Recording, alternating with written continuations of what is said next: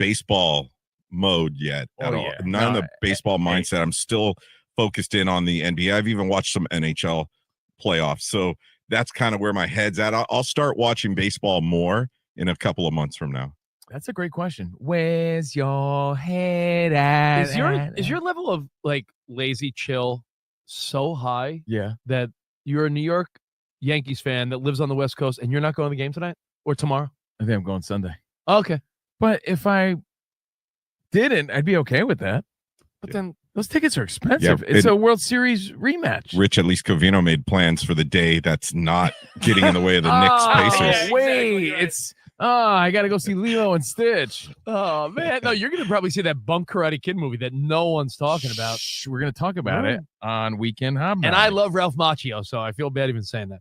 All right, you know what? We got to do this. We're going to give away some swiggies and give away some prizes for nice reviews. Let's go. Yeah. Happy Friday. Let's do this. Buddy. And the podcast is actually hearing this beat because me and my boy Camo made this back in 2006. Nice. So licensed to us. This is exclusive. A Danny G exclusive. Nice. All right, let's start with a 1-star review to keep you guys nice and humble. Oh, all right. And by the way, this is coming from the Covino and Rich FSR Apple podcast page. A lot of people get their CNR from Apple, or you can leave your 5-star review if you think we are worthy. This one, though, is a 1-star. And to our show's credit, I had to really dig to find a couple of 1-star reviews from February. In fact, Serb guy sent this in. 1-0 pitch. Stowers cracks that one out to center and deep. Siri is back. He looks up, and it's gone. The Marlins waste no time. Kyle Stowers with a 2-run shot, and they take a 2-0 lead in the first. Miami Marlins baseball is on deck. 2-1. That kicks away from Rodriguez. Hill breaks for the plate. There will be no throw. And on a wild pitch, the Marlins walk it off again. 1-2. Conine lifts out to left field. Tommy Pham working back to the warning track. So is Sawinski. They look up, and it's gone. Griffin Conine to left center. And we're tied at 2 in the 7th. Marlins on deck. Brought to you by ADT, the official smart security partner of the Miami Marlins, and Norwegian Cruise Line. Experience more at sea. Let's head out to the ballpark. Here's your host, Steven Strong. Well, here we go on a Friday night. Nice job, Ahmed. Welcome. We're live from Lone Depot Park in beautiful Miami. 86-degree night. Roof and walls, thank goodness, are closed, and we'll play in the comfortable AC. You're listening to Miami Marlins baseball on the radio. It's Fox Sports 940 Miami, game 56 of 162. And the Marlins enjoyed a well-earned off day yesterday after an emotional West Coast trip where Miami split the 6-gamer in half, 3-3 record. But this morning, we learned about a bevy of roster moves that will reveal later in the show. But the task at hand is tonight, as the Marlins will welcome in 2 teams from the National League West, the Giants for 3 and the Rockies for 3 as well. Tonight, we bring you game 1 of a 3-game set between the 31-25 San Francisco Giants and your 22-32 Miami Marlins. 23-year-old southpaw Kyle Harrison, who has replaced an injured Justin Verlander, will toe the rubber for his second start of 2025. Harrison was coming out of the pen to start the season. And Cal Quantrill, 30-year-old veteran from Canada, toes the rubber for his final start in the month of May. That's seen him pitch to a 3.06 ERA. First pitch slated for 7:10 right here on the Marlins Radio Network. Well, it's great to have you aboard. Thanks for hanging out with us on Marlins on Deck here. Steven Strom, Jack McMullen, and 4-time World Series champion Jeff Nelson. Those two have your call. We got a great show for you tonight, and I also fear we're going the distance. We got a power-packed broadcast, and we thank you for your participation. We'll talk about where both teams are at coming into Friday night. Clayton will join the program to preview Game 1 and the homestand. We'll get you at the count with Harrison and Quantrill. Plus, I told you about the roster moves. We will reveal that in segment 3. We'll have Jack and Nelly join the broadcast as well in segment 4. We'll break down some of the storylines tonight. Expo question of today at Marlins Radio, and of course, Steve's guarantee to victory. So we'll start here where both teams are at, and we'll begin with the San Francisco Giants. 6 games over. They were just swept in Detroit, one of the hottest teams and one of the best teams in baseball this season. But for San Francisco, Bob Melvin's team is old school. They don't hit for average. They don't slug. They actually don't really hit at all. San Francisco has scored 4 runs or fewer in 11 straight games. that saw that record go to 5-6. The team is batting 197 with just 24 runs scored in that span. But when you can't hit, you got to do something else. You can pitch, and these guys can pitch. San Francisco's starter ERA is top 10 in the league. The Giants have the best bullpen in all of baseball, stunting a 2.48 team ERA with a league-leading 14 wins. I think the recipe this weekend, the Marlins are going to have to be aggressive early, because if San Francisco has a lead in the 6th, 7th, 8th inning, you might as well pack your bags and go home. For the Marlins, I mentioned it, a 3-3 road trip was verified on Wednesday afternoon in San Diego after Augustin Ramirez drove in 4 runs. He collected 4 hits, willing his team to a win. 7 days and 6 games on the West Coast that felt like there was a different storyline each night. Cal Quantrill, he gets the ball tonight after being pulled after 46 pitches in Anaheim. Ronnie Simon committed 3 years on Tuesday night and was seen very emotional on the television broadcast. Through it all, Clayton McCullough's team didn't flinch and pulled on the same rope. A tremendous look for a young manager and a young team. Now Miami will settle in to a 6-game homestand against foes from the NL West. Coming up next, we will talk to the skipper, Clayton McCullough. He will preview Game 1, plus roster moves, a position change, and Cal Quantrill start tonight on the Marlins Radio Network. At Lone Depot, we're big on Ramirez. Augustine hammers a ball out to left and deep. It is gone. Don't worry about that first run. Augustine Ramirez ties the contest at a run apiece. First pitch to Jesus Sanchez. Sanchez hits one a mile high out to right field. You got Wade working back. Wade at the track. He looks up and it's gone. Left on left matchup, and Jesus Sanchez leaves the yard. It was a sky-scraping homer. He hit it hard, looked almost directly. He throws 99, has a crazy good slider, and he's pretty young in his pitching life. 0-1 pitch, Otto drills out to left and deep. Sheets his back, he looks up, and this game is tied. A 3-run home run from Otto Lopez. And the Marlins work all the way back after the crooked number against Sandy. Bottom of the 4th, I should say. Infield is in. First pitch to Augustine, kicks away from the catcher Diaz, and here comes Javi. He scores standing up without a throw. Jason Adam, the right-handed reliever, his first pitch of his outing was a yanked and spiked slider.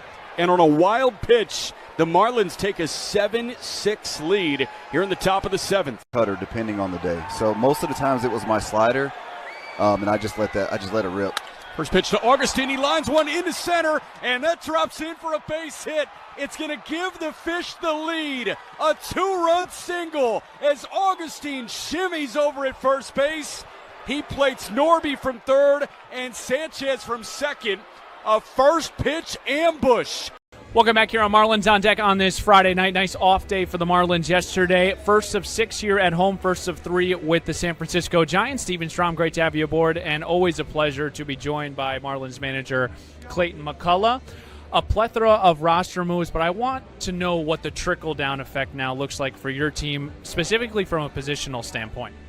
I think, what Jack Winkler brings us a ton of versatility in the infield, ability to cover up at, both middle infield spots, third base. I think, if he had to go over to first base, he could. So it's nice to have someone with that type of, defensive versatility available, whether to start games for guys or to come off the bench, depending on how things go. Hernandez has been a solid offensive player throughout his, minor league career. The chance to get him in there against some left-handed pitchers, starting games, or coming off the bench and giving us some maybe some right-handed thump off the bench is intriguing. So he's earned this promotion, and nice for for him to have a chance to see if he can come up here and contribute. And then now without Mervis, the first base has kind of mostly been shared with Wags and Merv. I think Wags will take down the majority of the reps at first. We've been getting Liam Hicks some work over there the last week plus, and wouldn't be surprised if we see Liam get into a game at first base here in the near future. He's got some some history in the minor leagues of playing there, and he's been getting some work in. And really offensively, Liam has earned probably the right to get some more games in there. And so we'll get to the point where he and us feel comfortable with getting out there at first base, and wouldn't be shocked to see that go down here in the near future. And then Xavier Edwards is going to go back to second base. Otto Lopez has looked sensational at shortstop. Just that decision to make for your group.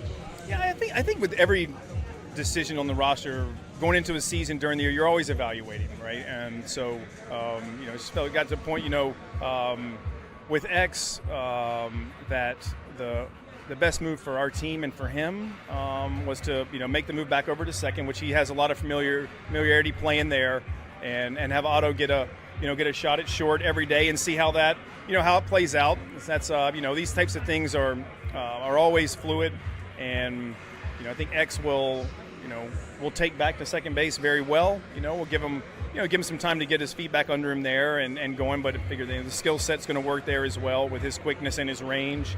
And what Otto, has shown in a brief bit of time over at short is that, he's made some really nice plays. He's looked comfortable. He's looked confident. The skilled defender that we've seen so much at second base, it's carried over the other side of the bag, and it's a premium defensive position. To have two really solid players, with us up the middle, is good for us, and I felt like it was just a chance to continue to see Otto play short, and X right now flipping back over is going to be good for him and us, moving forward in the long term. We'll see Xavier Edwards start his rehab assignment tonight. He will play second base. Clayton, tonight with Cal Quantrill, his last start, 46 pitches, 3 1/3. What can we expect from Cal moving forward? I think we'll continue for Cal to go out and give us high-quality starts in the way that he has really the last, 4, 5, 6 starts. I mean, he's kept us in games. I think the last one in Anaheim, the timing of that was a bit, unique. It was earlier than most people are used to seeing. Cal, like any starting pitcher and competitor, frustrated with the timing of all that, and I totally get that. What you want, in a way. I do. I respect that, and I totally get it, and I'd be more concerned if it was the other way. But so I think that, that game in Anaheim was just, for me, felt like, in that moment with where we were and, what we had that day, I felt like that was our shot to try to quell any type of potential inning, as well as, our best chance to win that game. And so look at it kind of more that one, in a vacuum in its own, kind of separate entity than maybe, a trend of what to expect. So I do expect Cal to come out tonight, get us into the game, collect a lot of outs, keep us close, for however long, that he's out there tonight. Cal Quantrill will go opposite Kyle Harrison. Last one for you, Clayton McCullough with us here on Marlins on Deck. This San Francisco Giant team just swept by the Detroit Tigers, but this team can pitch. What are the talking points? Because it feels like you want to get a lead early with this team, and you don't want to be trailing late with that bullpen coming in. Yeah, it is. It's a terrific bullpen. I think they perform that well. Have seen these, a lot of these guys for a number of years, and it is. They have power out of the bullpen. They have some uniqueness with, whether arm angles, deliveries, and the starters have good stuff too. So it's a very good pitching staff. They do a good job of suppressing runs. I think we'll take kind of the same type of mentality as what do we have to do, with Harrison starting tonight? What's our best, approach and avenue to try to stress him early, try to create some traffic, bust through, get an early lead, and turn it over to what we feel like is, a trending strength of our team, which has been our pitching overall, whether it's our starters and bullpen. So, high quality at bats. We need to catch the ball defensively to try to limit extra opportunities, because they do have some guys who can slug on that side as well. I think that's, hopefully that's a continued recipe for us being in and winning, more games. Thanks for the time as usual. Good luck. Thanks, Stephen. All right, coming up next, we will cannonball into the matchup on the mound again. Cal Quantrill, Kyle Harrison, 7:10 first pitch. Fox Sports 940, Miami. Augustine Ramirez. Augustine hammers a ball out to left and deep. It is gone. Don't worry about that first run. Augustine Ramirez ties the contest at a run apiece. First pitch to Jesus Sanchez. Sanchez hits one a mile high out to right field. You got Wade working back. Wade at the track. He looks up and it's gone. Left on left matchup, but Jesus Sanchez leaves the yard. It was a sky-scraping homer. He hit it hard, looked almost directly. He throws 99, has a crazy good slider, and he's pretty young in his pitching life. 0-1 pitch, Otto drills out to left and deep. Sheets is back, he looks up, and this game is tied. A 3-run home run from Otto Lopez. And the Marlins work all the way back after the crooked number against Sandy. Bottom of the fourth, I should say. Infield is in. First pitch to Augustine, kicks away from the catcher Diaz, and here comes Javi. He scores standing up without a throw. Jason Adam, the right-handed reliever, his first pitch of his outing was a yanked and spiked slider. And on a wild pitch, the Marlins take a 7-6 lead here in the top of the seventh. Cutter, depending on the day. So most of the times it was my slider, and I just let it rip. First pitch to Augustine. He lines one into center, and that drops in for a base hit. It's going to give the Fish the lead. A 2-run single as Augustine shimmies over at first base. He plates Norby from third and Sanchez from second. A first pitch ambush, and a soft liner does the job. This topsy-turvy game. Deck with Steven Strom on the Marlins Radio Network. Take the Marlins wherever you go. Download the iHeartRadio app. Make Fox Sports 940 the top preset to listen to every Marlins game. Live here from Lone Depot Park on a Friday night. First of 6 here at home. First of 3 against the Giants. I'm Steven Strom, host of the program. Thank you very much for making us a part of your night. Jeff Nelson, Jack McMullen, they will join me in the next segment, but they also have your call at 7:10. Want to do some housekeeping as far as the roster is concerned, but I was just looking at this. San Francisco, this is the third leg of their trip. They were in Washington. They got swept out of Detroit. They had the off day yesterday. So hopefully the boys went to the beach, got a little sunburn, maybe enjoyed a couple of beverages, and don't feel great here on this Friday night. Let's get to the roster moves, though, for the Marlins. There was a bevy of them. We'll start here with the DFAs. Matt Mervis, designated for assignment. Ronnie Simon, designated for assignment. Graham Pauley, option to AAA Jacksonville. Dane Myers returned from rehab. He has been reinstated from the 10-day IL. He's back in the lineup tonight against the left-hander Kyle Harrison. Jack Winkler and Alberto Hernandez have been recalled and selected from AAA Jacksonville. Winkler, a Rule 5 guy from the Athletics. Marlins picked him up in 2024. He's hit .275, 5 home runs, 19 RBIs, a .786 OPS. And then Alberto Hernandez, 220, 9 home runs, 21 RBIs, 25 years old. Hernandez will bat second in the lineup tonight, so you're already going to see these new additions that have come up inserted quickly into the lineup offensively for Miami.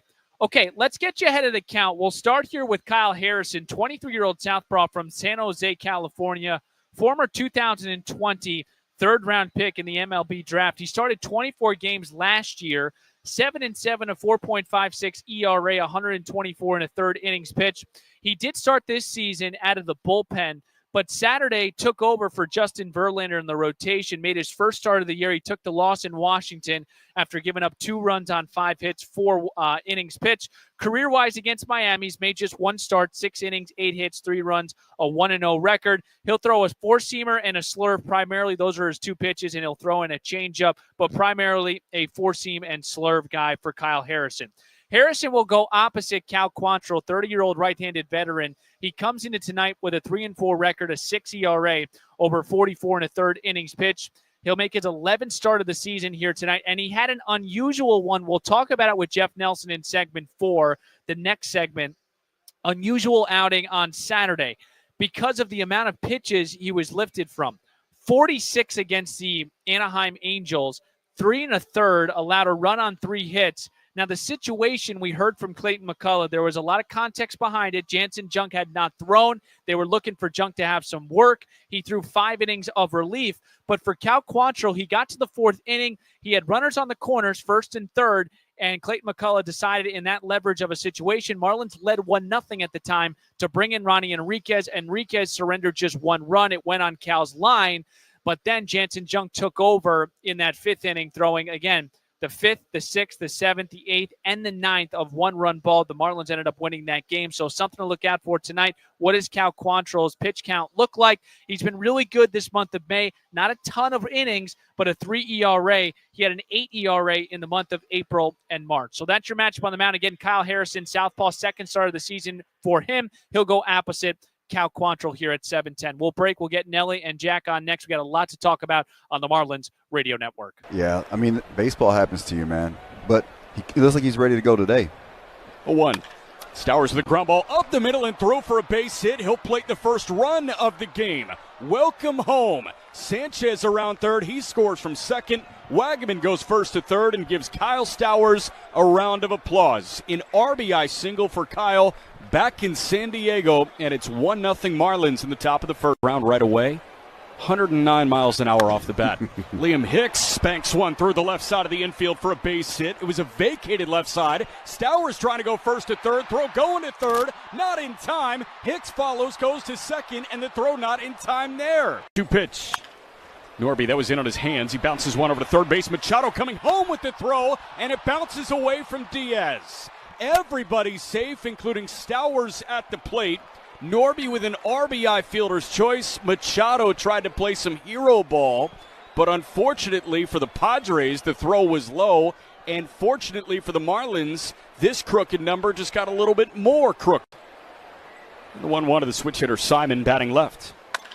That a ground ball up the middle again and through. A 4 spot for the Fish. Norby goes first to third. Hicks scores from third, and Ronnie Simon keeps the conveyor belt moving. In a batter's box, and you're still able to get some contact. 3-2 pitch again. Simon moving, and that a ground ball through the right side of the infield. Tatis picks it up. He makes it a 5 spot in the first inning. It's the first major league hit and major league RBI for Victor Mesa Jr. Not around.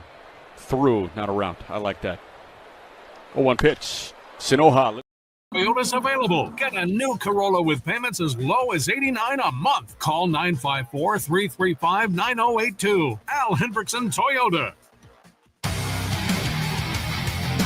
Back here on Friday night from Lone Depot Park. This is Marlins on Deck. Take the Marlins wherever you go. Download the iHeartRadio app. Make Fox Sports 940 the top preset to listen to every Marlins game. It's the first of 3. The Marlins will welcome in 2 NL West foes. First, the San Francisco Giants, and then the Colorado Rockies. Tonight, Cal Quantrill will go opposite Kyle Harrison. Tonight, Steven Strom, as we welcome on Jeff Nelson and Jack McMullen. Guys, busy morning for the Marlins front office and the Marlins brass. I just want to get a gauger on you guys right now. What moves caught your eye this morning? We'll start with Jack. Yeah, I think it was the terminology of the moves for Mervis and Simon, right? It wasn't an option when all those guys, or when both those guys had options remaining, right? Mervis had an option left. Ronnie Simon had not been selected before, so he had 3 option years remaining. But the fact that both those guys got DFA'd told you that they weren't really playing around here, and they go and select contracts of Jack Winkler and Heriberto Hernandez. Are these guys going to factor into the lineup every single day?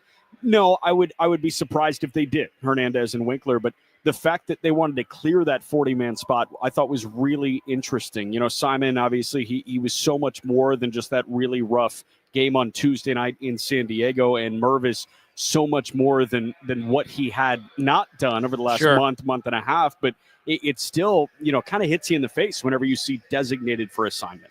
Nelly? I think for me, you look at an organization like the Marlins, and what are they doing? They're rebuilding, right? So they're taking a look at everyone that can factor into this club, whether it's the rest of this season or going forward.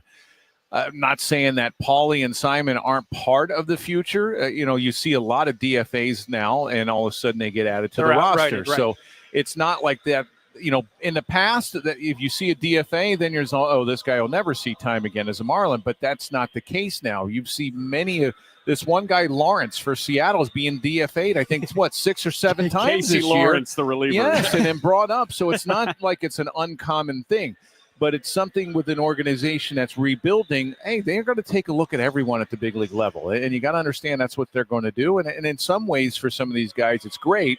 Now, other way with Paulie and Simon had a rough trip there out in San Diego, that rough game where he made 3 errors in 1 inning. So that's a little tough, but this is what happens when you're a rebuilding club.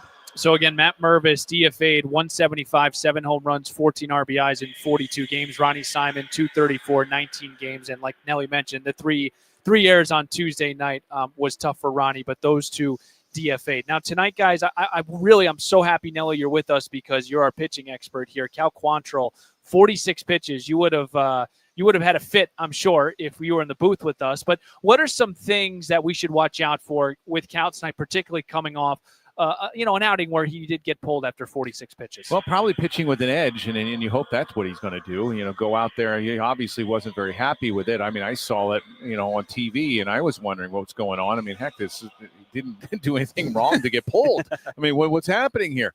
But, he didn't like it, so hopefully he goes out here and pitches with an edge. I mean, you look at his numbers against San Francisco, him being in Colorado, he's pitched against them quite a bit. Last year he had a lot of success. He had a couple starts.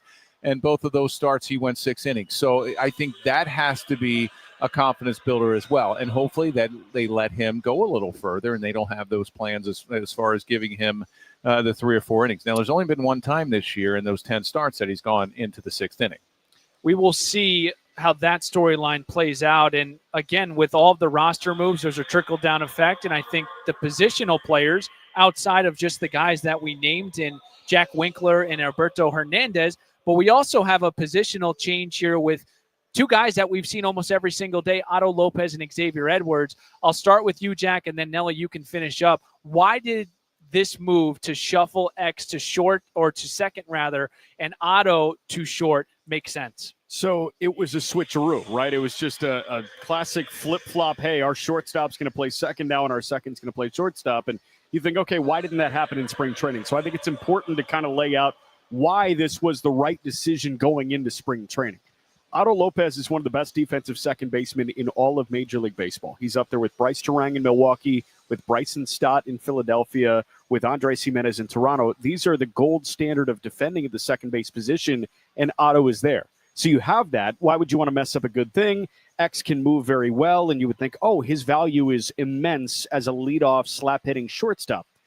I think what we learned through the first 2 months of the season is that X's arm leaves a little bit to be desired at shortstop, and Otto has a howitzer. And we really found that out when X hit the IL with this back issue.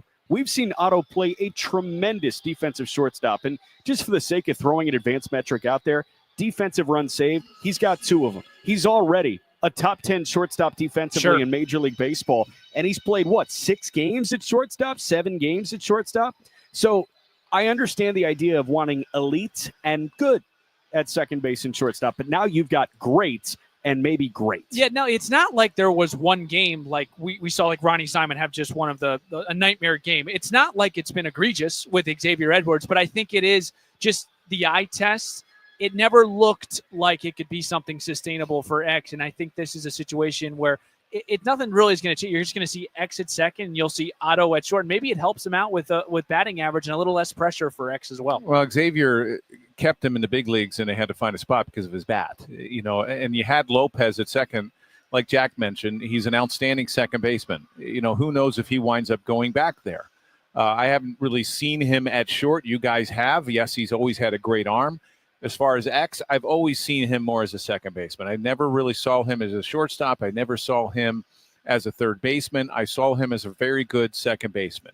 And I think he can be that. I think the throws there shorter. He can cover a lot of ground. He did cover a lot of ground at shortstop. I think he's a better range player at second base. And like you mentioned, maybe, I don't know how much that carries over at the plate. I think off defensively, he's better suited at second base. Xavier Edwards will start his rehab assignment tonight, and he will play second base. Otto Lopez starts at short and will back cleanup for the Miami Marlins. Excellent stuff. Nelly and Jack, we'll hear you guys in 13 minutes, 7:10 first pitch. Yes. We'll break here. Expo question and Steve's guarantee. Marlins on deck continues on the Marlins Radio Network. Yeah, I mean, baseball happens to you, man. But it looks like he's ready to go today. 0-1. Stowers with the ground ball up the middle and throw for a base hit. He'll plate the first run of the game. Welcome home. Sanchez around third. He scores from second. Wagaman goes first to third and gives Kyle Stowers a round of applause. An RBI single for Kyle back in San Diego, and it's 1-0 Marlins in the top of the first round right away. 109 miles an hour off the bat. Liam Hicks spanks one through the left side of the infield for a base hit. It was a vacated left side. Stowers trying to go first to third. Throw going to third. Not in time. Hicks follows, goes to second, and the throw not in time there. 2-pitch. Norby, that was in on his hands. He bounces one over to third base. Machado coming home with the throw, and it bounces away from Diaz. Everybody's safe, including Stowers at the plate. Norby with an RBI fielder's choice. Machado tried to play some hero ball, but unfortunately for the Padres, the throw was low. And fortunately for the Marlins, this crooked number just got a little bit more crooked. The 1-1 of the switch hitter, Simon, batting left. That a ground ball up the middle again and through. A 4-spot for the Fish. Norby goes first to third. Hicks scores from third, and Ronnie Simon keeps the conveyor belt moving. In a better batter's box, and you're still able to get some contact. 3-2 pitch again, Simon moving, and that a ground ball through the right side of the infield. Tatis picks it up. He makes it a 5-spot in the first inning. It's the first major league hit and major league RBI for Victor Mesa Jr. Not around. Through, not around. I like that.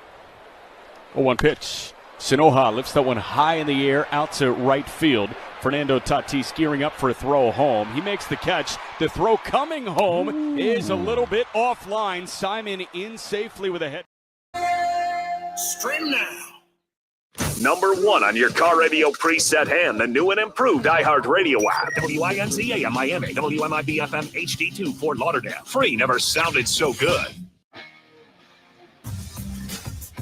Good spot from Jeff Nelson and Jack McMullen. We're off and running here on a Friday night. We're actually almost at the finish line. Got a couple more minutes here on Marlins on deck. Steven Strom here. Game 1 of a 3-game set. Kyle Harrison will toe the rubber for San Francisco. He'll go opposite Cal Quantrill here tonight. Want to give you, again, just the roster moves. A ton of them made this morning. Jack Winkler, Humberto Hernandez selected from AAA Jacksonville. Dane Myers returned from rehab and reinstated from the 10-day IL. And the 3 moves here for the Marlins. Graham Pauley, option to AAA Jacksonville. Matt Mervis and Ronnie Simon designated for assignment. Let's get to our X-Poll question of today. At Marlins Radio, Augustin Ramirez went 4 for 5 with 4 RBIs against the Padres on Wednesday afternoon. He has 18 extra base hits. He trails only who amongst rookies this season in baseball? Make sure to vote at Marlins Radio. It's time for Steve's Guarantee. Batter up. Batter up. Let's play some ball. First pitch is moments away. Time now for Steve's Guarantees. Listen up, Jack. I need a witness here. It is I'm here. Sanoha season. Sure. Sanoha season. I think he'll get a little bit of a runway here, Jack McMullen, these next couple of weeks. I think he has 2 hits tonight. He's in the 8th spot playing second base, 2 for 4 on Wednesday. I just like the way the guy doesn't K. The guy puts the ball in play. That rhyme, didn't even know it. Fantastic job right there. But I like Javier Sanoa to have 2+ hits, but I also like him to have a nice homestand here in Miami. Folks, I hope. Go ahead. Can I give you one real quick? Sure. Wags. I love this matchup against Kyle Harrison. Should I wear the shirt? Wags. I love it when my wife lets me watch Eric Wagman. I got the shirt right behind me. Maybe I'll put it on when he comes up to bat. Folks, I hope you got the itch for first pitch, because when we come back, Jack McMullen paints a picture. Jeff Nelson, he's ready to rock. Starting lineups in first pitch is right around the corner. Thanks for tuning in to the Marlins On Deck pregame show. I'm Steven Strom. Let's flip the M together, Miami. Marlins baseball. It's next on the Marlins Radio Network. Now at Verizon,